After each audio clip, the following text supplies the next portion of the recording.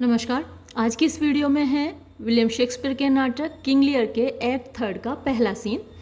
Scene first, अ Heath. Heath मतलब निर्जन जगह होती है, बंजर जगह होती है।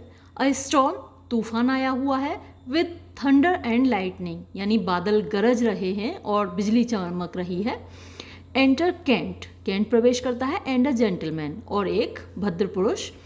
एंड मीटिंग, वो दोनों आपस में आके मिलते हैं। कैंट, हु इज देयर, कौन है वहां पर। बिसाइड फाउल वेदर, बिसाइड माने अलावा। वैसे बिसाइड्स होता है अलावा, बिसाइड माने करीब होता है। फाउल वेदर यानी बुरा मौसम, तो बुरे मौसम में वहां पर कौन है, या फिर बुरे मौसम के अलावा कौन है, आप ये भी बोल सकते हैं।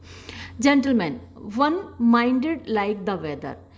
वन यानी एक ऐसा व्यक्ति है, माइंडेड जिसका दिमाग है, लाइक द वेदर इस मौसम के जैसा, यानी जैसा मौसम परेशान है, बुरा मौसम है, तूफान आ रहा है, वैसे ही एक ऐसा व्यक्ति है जिसके दिमाग में तूफान आया हुआ है। मोस्ट अनक्वाइटली, यानी क्वाइट माने शांत होता है और अनक्वाइट माने अशांति होती है। तो मोस्ट अनक्वाइटली यानी बिल्कुल भी शांति नहीं है, पीस नहीं है दिमाग में, बहुत उसका दिमाग खराब है, जैसे मौसम खराब है। कैंट, आई नो यू, मैं जानता हूँ तुम्हें। वेयर इज द किंग, राजा कहाँ है। Gentleman, contending with the fretful elements. Contending माने लड़ रहा है, झगड़ रहा है, संघर्ष कर रहा है, स्ट्रगल कर रहा है with the fretful elements.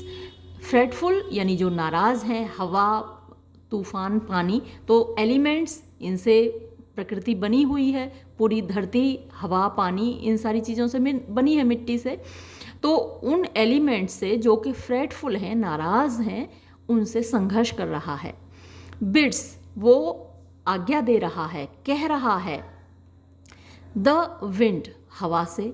Blow the earth, के धरती को उड़ा दो। इनटू द सी, समुद्र में, उड़ा के धरती को समुद्र में फेंक दो। और स्वेल द कर्ल्ड वाटर्स, या फिर स्वेल माने उठाना, द कर्ल्ड माने मुड़े हुए, वाटर्स पानी, तो जो पानी की लहरें हैं उसके लिए बोला गया है कर्ल्ड वाटर्स। या फिर इतनी ऊंची लहरें उठाओ, एबव द मेन, यानी जो मुख्य पार्ट है धरती का, वो उसको घेर ले, यानी समुद्र की लहरें धरती को डुबो दें, इतनी ऊंची लहरें उठाओ। दैट, ताकि थिंग्स माइट चेंज, चीज़ें बदल जाएं, और सीज या फिर रुक जाएं, यानी दुनिया में जो चल रहा है, कंडीशंस, सर्कमस्टांसेस, वो बदल जाएं या फिर ख़त्म ही हो जाए सारी दुनिया। टीयर्स हिज वाइट हेयर, और वो आंसू बहा रहा है, उसके सफ़ेद बाल उसके आंसुओं से भीग रहे हैं। विच, जो के, यानी उसके बालों को, उसकी दाढ़ी को। द इम्पेचुअस ब्लास्ट, इम्पेचुअस माने बहुत भयानक, गस्ट्स हैं जो हवा के, स्टॉर्म्स हैं। ब्लास्ट वही तूफान है। विद आईलेस रेज, आंखें तो उसकी है नहीं, अंधा तूफान है। रेज वही गुस्सा, बहुत तेज हवा के झोंके। कैच, पकड़ ले रहे हैं, किसको पकड़ ले रहे हैं, किंग लियर के बालों को। इन देयर फ्यूरी, अपने गुस्से में, यानी इतनी तेज हवाएं चल रही हैं कि वो किंग लियर के बालों को उड़ा रही हैं। एंड मेक नथिंग ऑफ, और वो उसका कोई मतलब नहीं है। इसका मतलब आप ये भी कर सकते हैं कि किंग लियर को कुछ समझ में नहीं आ रहा है। मेक नथिंग ऑफ, उसको कुछ समझ में नहीं आ रहा है, या फिर जो हवाएं उसके बालों को उड़ा रही हैं उसका कोई पर्पस तो है नहीं, उनको उन बालों का कुछ करना तो है नहीं, तो बिना बात के ही उनको उड़ा रही हैं, या फिर किंग लियर को कुछ समझ में नहीं आ रहा। आप ये अर्थ भी इसका लगा सकते हैं, make nothing of. Strives in his little world of man to out scorn. Strives माने कोशिश कर रहा है King Lear, in his little world of man, यानी जो छोटी सी उसकी दुनिया है इंसानों की। To out scorn, out scorn किसी भी चीज़ के आगे जैसे आउट लग जाता है तो बाद वाली वर्ब है उसका उल्टा हो जाता है, जैसे आउटविट। विट माने बुद्धि होती है, बुद्धि का प्रयोग करना, और आउटविट अगर आप करते हैं किसी को तो उस आदमी को अपनी बुद्धि से पीछे छोड़ देते हैं, हरा देते हैं। ऐसे ही आउट रन, है ना, तो आप उस चीज़ को पीछे छोड़ देते हैं या वो चीज़ ख़त्म हो जाती है, आउट रन हो जाती है। तो वैसे ही आउट स्कॉर्न है यहाँ पर। स्कॉर्न का मतलब वैसे तो तिरस्कार करना होता है, मजाक उड़ाना होता है। तो अब कोशिश क्या कर रहा है किंग लियर, उस तूफान का मजाक उड़ाने की या उस तूफान का तिरस्कार करने की कोशिश कर रहा है, उसका मुकाबला कर रहा है। The two and fro conflicting wind and rain. तो टू एंड फ्रो का मतलब होता है इधर से उधर, हिदर एंड थिदर कह सकते हैं आप।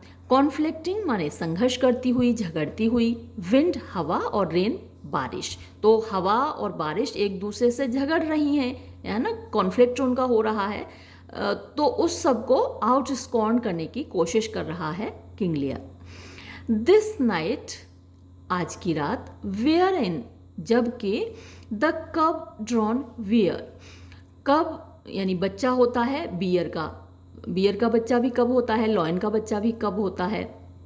तो कब ड्रॉन यानी जिस भालू का या मादा भालू है जिसका पूरा दूध पी लिया हो कब ने, उसके बच्चे ने, तो जाहिर सी बात है उसको भूख लगेगी। बच्चा जब दूध पीता है तो माँ को बहुत तेज भूख लगती है।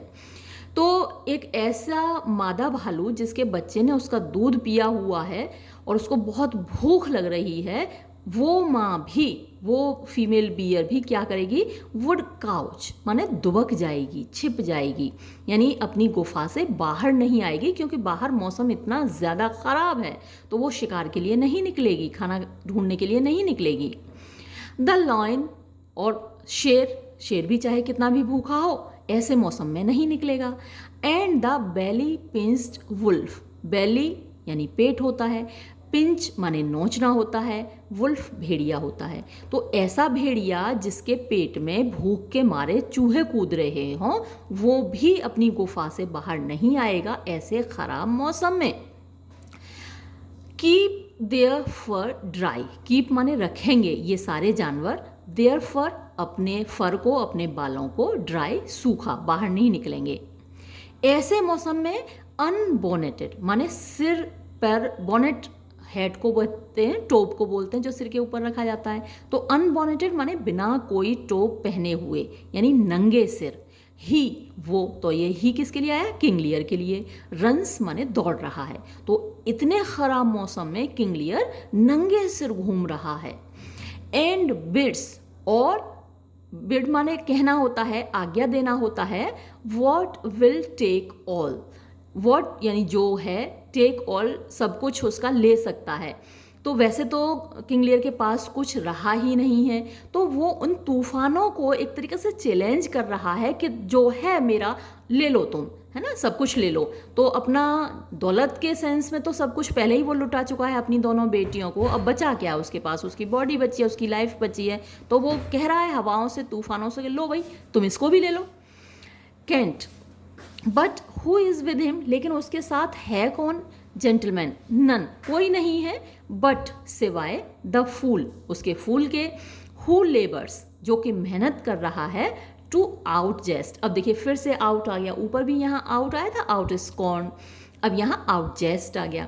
तो जेस्ट माने मजाक बनाना होता है, हंसाना होता है। तो आउट जेस्ट करने की कोशिश कर रहा है फूल। फूल देख रहा है कि किंग लियर की दिमागी हालत ठीक नहीं है, वो एकदम से पागल हुआ जा रहा है। तो फूल उसका मन बहलाने की कोशिश कर रहा है।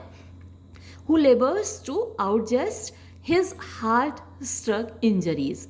तो इंजरीज माने चोट होती हैं, तो उसके दिल पर जो चोट लगी हुई हैं, इतना ख़राब मौसम भी उसका कुछ नहीं बिगाड़ पा रहा है, यानी उसको बिल्कुल ख़राब नहीं लग रहा है ये मौसम, क्योंकि उसका दिल इतनी ज़्यादा चोट खाया हुआ है। उसकी बेटियों ने इसका, किंग लियर का दिल इतना ज़्यादा दुखा दिया है कि ये मौसम की मार, ठंडी हवाएं, इतनी ठंडी बारिश उसको बिल्कुल महसूस नहीं हो रही है, क्योंकि हार्ट उसका इंजर्ड है।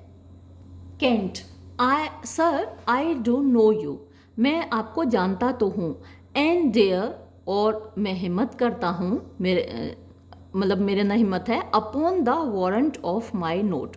वारंट आप गारंटी कह सकते हैं, और नोट मतलब इन माई व्यू, जो मेरी नज़र है उसके आधार पर मैं कह सकता हूँ। Commend a dear thing to you, यानी मैं आपको एक प्रिय व्यक्ति मानता हूँ, या फिर कमेंड का मतलब इंटरेस्ट, मैं एक प्रिय चीज़ तुमको दे रहा हूँ, है ना। कमेंड का मतलब यहाँ इंटरेस्ट, तुम्हारे हाथों में सौंप रहा हूँ, ये है इसका मतलब। देयर इज डिवीज़न, एक डिवीज़न हो गया है, एक बंटवारा सा हो गया है, या फिर एक खाई पैदा हो गई है, आप ये कह सकते हैं, या हॉस्टिलिटी हो गई है, दुश्मनी हो गई है।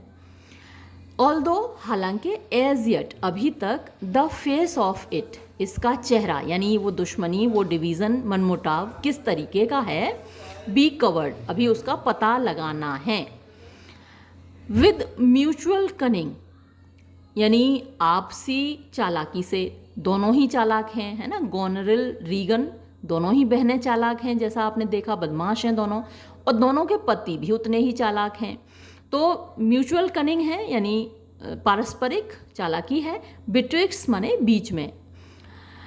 अल्बेनी एंड कॉर्नवाल, तो अल्बेनी और कॉर्नवाल ये गोनेरिल और रीगन के पति हैं, तो दोनों के बीच में चालाकी की वजह से कुछ गड़बड़ी हो गई है, दुश्मनी हो गई है। Who have not that their great stars thorn and set high. Who have मतलब जिनके पास है, एज हु हैव नॉट जिनके पास नहीं है। तो हैव्स और हैव नॉट्स आप जानते हैं, जो संपन्न है और जो संपन्न नहीं है।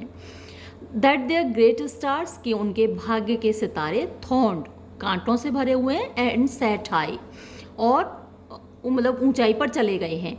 यानी ये दोनों, अल्बेनी और कॉर्नवाल, ये अपने भाग्य से ऊंचाई पर चले गए हैं। अचानक से किंग लियर ने अपना आधा राज्य इन लोगों को दे दिया। सर्वेंट्स, इनके जो नौकर हैं, हु सीम नो लेस, जो कि वो भी कम नहीं दिखते। विच आर टू फ्रांस, जो कि फ्रांस के लिए हैं। द स्पाइज एंड स्पेक्यूलेशंस, तो सर्वेंट्स के रूप में इन दोनों के ही घरों में, महलों में स्पाइज हैं, यानी जासूस हैं। And speculations, intelligence of our state. Speculation माने ख्याल है, और जो इंटेलिजेंट लोग हैं, ऑफ आर स्टेट, हमारे राज्य के, तो वो सब भी स्पाइस का काम कर रहे हैं। वॉट हैथ बीन सीन, यानी जो कुछ देखा गया है, either in snuffs and packings of the dukes. तो स्नफ्स आप क्वेरल्स कह सकते हैं, और पैकिंग्स कॉन्स्पिरेसीज, यानी उनके झगड़े, उनके षड्यंत्र ड्यूक लोगों के। और द हार्ड रैन, या फिर जो कठोर, रैन माने कंट्रोल होता है, लगाम होती है जो घोड़े को दी जाती है, और जो कठोर नियंत्रण यानी कंट्रोल, विच, जो कि बोथ ऑफ देम, उन दोनों ने, हैव बॉर्न, लगाया है, against the old kind king, बूढ़े दयालु राजा के ऊपर, और समथिंग डीपर, या फिर कुछ इससे भी गहरा, वेयर ऑफ, जिसका के परचांस, शायद, दीज आर, ये जो कुछ हो रहा है वो घटनाएं, बट फर्निशिंग्स, माने फर्निशिंग बाहरी चमक होती है, आउटवर्ड साइन आप कह सकते हैं, तो केवल बाहरी साइन है, बाहरी लक्षण है, अंदर कुछ और गहरा चल रहा है।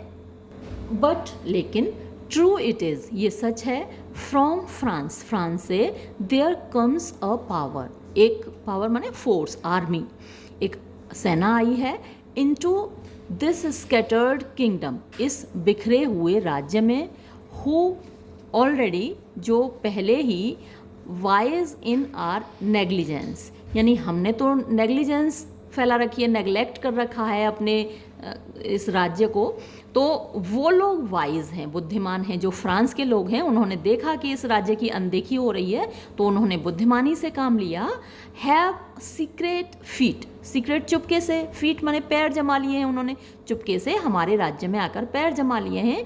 इन सम ऑफ आर बेस्ट पोर्ट्स, कहाँ पर, हमारे कुछ सबसे अच्छे बंदरगाहों पर।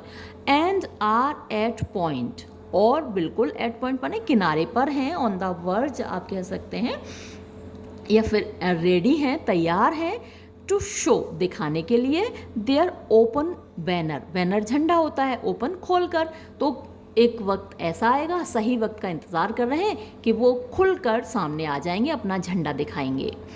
नाउ टू यू, अब तुम्हें, इफ़ ऑन माई क्रेडिट, अगर मेरे क्रेडिट पर, मेरे फेथ पर, मेरे विश्वास पर, you dare build so far to make your speed, यानी अगर मैं अभी तक, सो फार माने अभी तक, यू डेयर बिल्ड, तुम हिम्मत कर सकते हो बिल्ड बनाने की, यानी अगर तुम मेरे ऊपर विश्वास करने की हिम्मत कर सकते हो तो मैं तुमसे कहूँगा कि तुम स्पीड से जाओ, तेज़ी से जाओ to Dover.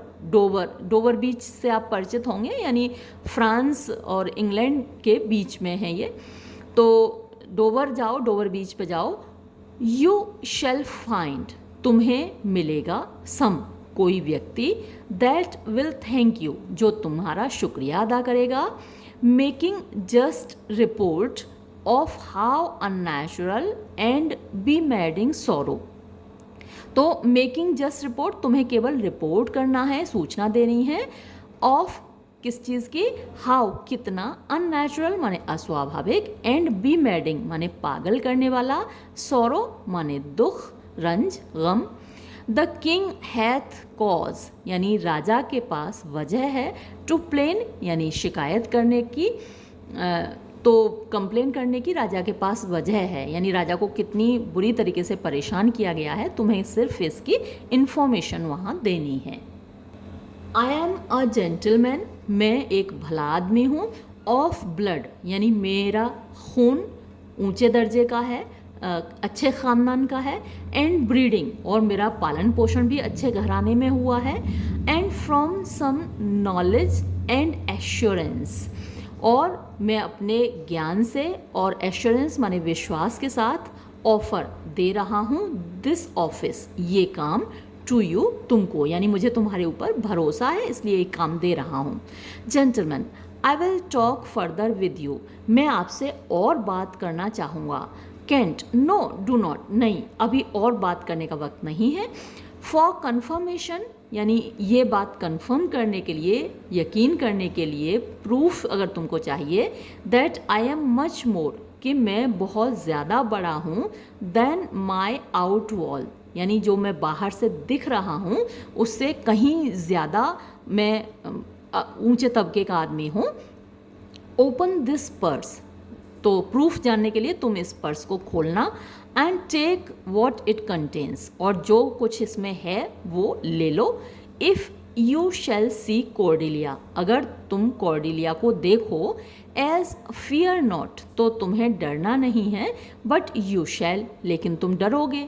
Show her this ring, तो उसको ये अंगूठी दिखा देना, and she will tell you, और वो तुमको बता देगी, हु योर फेलो इज़, कि तुम्हारा साथी कौन है, यानी मैं कौन हूँ, ये कॉर्डिलिया तुमको बता देगी। दैट येट, जो कि अभी तक, यू डू नॉट नो, तुम नहीं जानते, यानी तुम अभी तक मुझे नहीं जानते, लेकिन कॉर्डिलिया तुमको बता देगी। फाई ऑन द स्टॉर्म, छी कितना बुरा तूफान है। I will go seek the king, मैं जाऊँगा और जरा राजा को ढूंढूँ मैं जाके।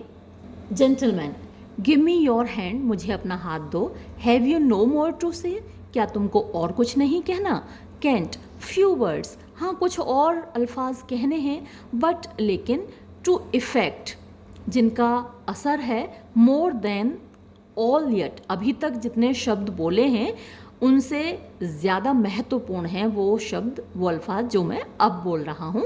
दैट, कि when we have found the king, जब हमको राजा मिल जाए, इन विच, जिसमें के, यानी राजा की तलाश में, योर पेन, तुम कोशिश करो, दैट वे, उस रास्ते की तरफ तुम जाओ राजा को ढूंढने। आई विल दिस, मैं इस रास्ते पर जाऊंगा। ही, वो बंदा, that first lights on him, जो पहले राजा को ढूंढ ले, होला द अदर, तो वो शोर मचा दे, दूसरे को सावधान कर दे, चिल्लाकर बता दे कि हाँ राजा साहब मिल गए हैं। एक्सियंट सेवरली, और वो दोनों अलग अलग चले जाते हैं। सेवरली का मतलब एक इधर जाता है, दूसरा इधर जाता है। स्टेज पर दो रास्ते होते हैं तो दोनों अलग अलग रास्तों से चले जाते हैं, और ये सीन यहाँ ख़त्म होता है। अगला सीन थोड़ा बड़ा है इससे, ये 55 लाइन्स का सीन था, और इसको ही बनाते हुए 20 मिनट्स हो गए 55 लाइन्स को। अगला इससे भी बड़ा है, तो वो दूसरे वीडियो में ही करेंगे, ये वीडियो ज़्यादा बड़ा हो जाएगा। इसको मैं यहीं ख़त्म करती हूँ। धन्यवाद।